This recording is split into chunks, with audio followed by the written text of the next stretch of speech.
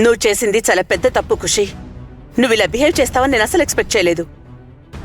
ఇంటికొచ్చిన మనిషిని అలా ఇబ్బంది పెట్టడం పద్ధతి కాదు ఖుషి. ఇంకెప్పుడు ఇలాంటి తప్పు చేయకు, సరేనా? నేను తప్పేం చెయ్యలేదు.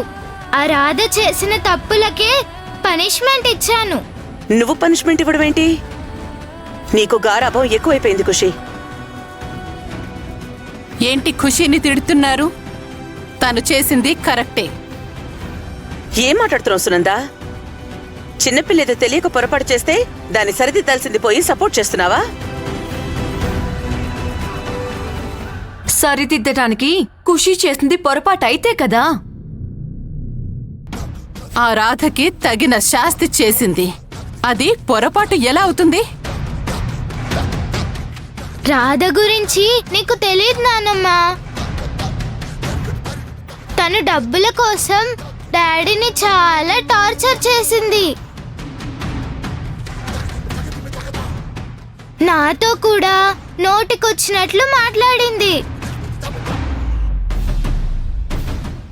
Radha bad girl. తన పొగరు తగ్గించాలనే నేనలా చేశాను. ఒక మనిషి గురించి పూర్తిగా తెలుసుకోకుండా ఇలా క్యారెక్టర్ని డిసైడ్ చేయకూడదు ఖుషి. అది కరెక్ట్ కాదు. ఆ రాధది ఎంత గొప్ప క్యారెక్టరో ఖుషి మాటల్లో వినడమే కాదు, ఇందాక బయటికి వెళ్ళినప్పుడు మేము కళ్ళారా చూశాం. అవును, ఆ పిల్లకి ఒళ్ళంతా పొగరే. చిన్న విషయానికి పెద్ద గొడవ చేసింది. తను మీతో కూడా గొడవ పడిందా? అవును ఖుషి, తనే నా తమ్ముణ్ణి ఇబ్బంది పెట్టిన అమ్మాయి అని నాకు అప్పుడు తెలీదు. మన నుంచి తప్పించుకున్నా ఖుషి చేతికి చిక్కింది కదా. ఆ పొగరబోతుకి మంచి బుద్ధి చెప్పావు ఖుషి. చిన్నపిల్లకి చెప్పాల్సిన మాటలేనా ఇవి?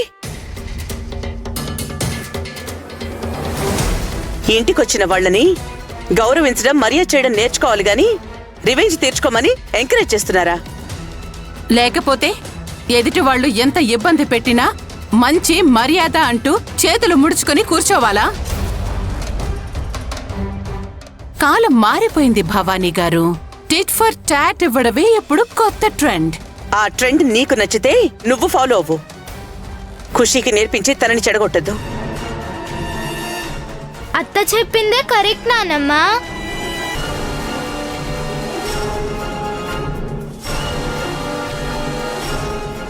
బ్యాడ్ పీపుల్ ని బ్యాడ్ గానే ట్రీట్ చేయాలి. అప్పుడే వాళ్ళకి బుద్ధి వస్తుంది. సూపర్ ఖుషి, మనం ఎక్కడ తగ్గకూడదు అంతే. ఖుషి, నీ మంచిగా చెప్తున్నాను విను.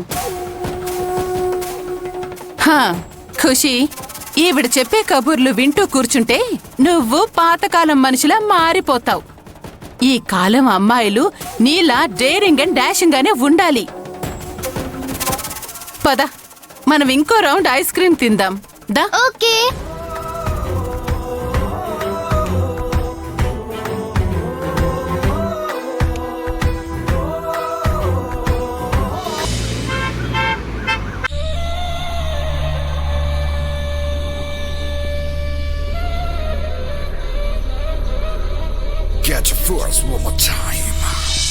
శ్యామ్ ప్లీజ్, నా లైఫ్ మొత్తం స్పాయిల్ అయిపోతుంది. కేసు దాకా వెళ్ళదు. ఇక జన్మలో నీ జోలికి రాను. నన్ను వదిలేయండి. కాళ్ళు పట్టుకుని బ్రతిమిలాడినా వదలలేదు సార్ ఆ శ్యామ్. ఇప్పుడు నాకు బయట ఎక్కడ జాబ్ దొరకదు. నేను నా ఫ్యామిలీ రోడ్డు మీద పడేలా చేశాడు. వాడిని వదలకూడదు సార్. నా క్లయింట్స్ కూడా నాతో వ్యాపారం చేయడానికి ఎవ్వరూ ముందుకు రావడం లేదు. ఆ శ్యామ్ని మనం ఏం చేయగలం సార్? ఎలా వాడిని దెబ్బ కొట్టగలం? ఆ శ్యామ్ని బిజినెస్ లో అయితే మనం దెబ్బతీయలేం. వాడిని పర్సనల్ గానే ఎదుర్కోవాలి. ఒక పని చేద్దాం సార్. ఆ శ్యామ్కి వాడి కూతురంటే ప్రాణం. ఆ పిల్లని ఏదైనా వద్దొద్దు. ఈసారి ఏం చేసినా మనకి రిస్క్ లేకుండా, మన మీద నేరం రాకుండా జాగ్రత్త పడాలి. మీ దగ్గర ఏదైనా ఐడియా ఉందా సార్?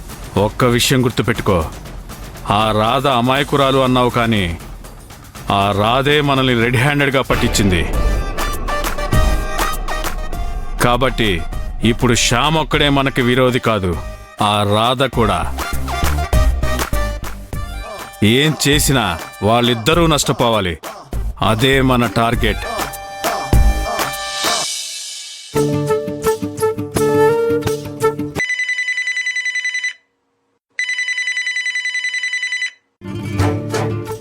హలో చెప్పండి. బిజీగా ఏమైనా ఉన్నారా సార్? లేదు, చెప్పండి. పాపకి అమ్మలా నటించడానికి నేను ఇంకొంతమంది అమ్మాయిల్ని అరేంజ్ చేశాను. మీరు ఫ్రీగా ఉన్నప్పుడు వచ్చి మీకు సూట్ అయ్యే వాళ్ళని సెలెక్ట్ చేసుకోండి. నేను ఇప్పుడు ఫ్రీగానే ఉన్నాను. మీకు ఇబ్బంది లేకపోతే నేను ఇప్పుడే వచ్చేస్తాను. Okay sir, no problem. అలాగే.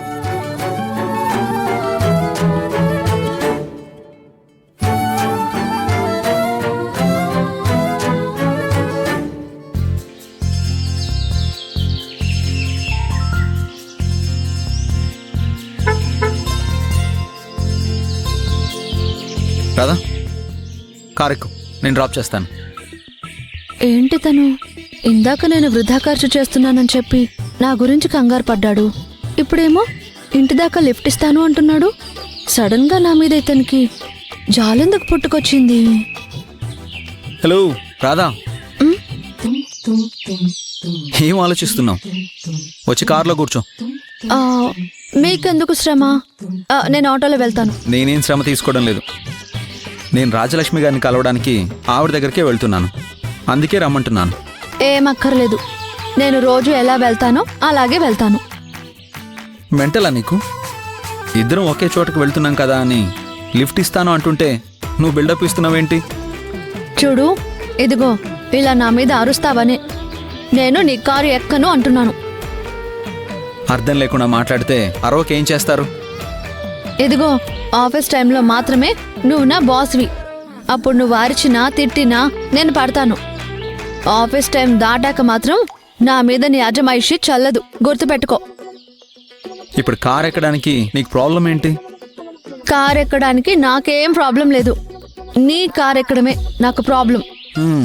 ఈ పొగరికి ఏం తక్కువ లేదు. నా హెల్ప్ తీసుకోవడానికి ఈవిడ గారికి ఈగో అడ్డొస్తున్నట్టుంది.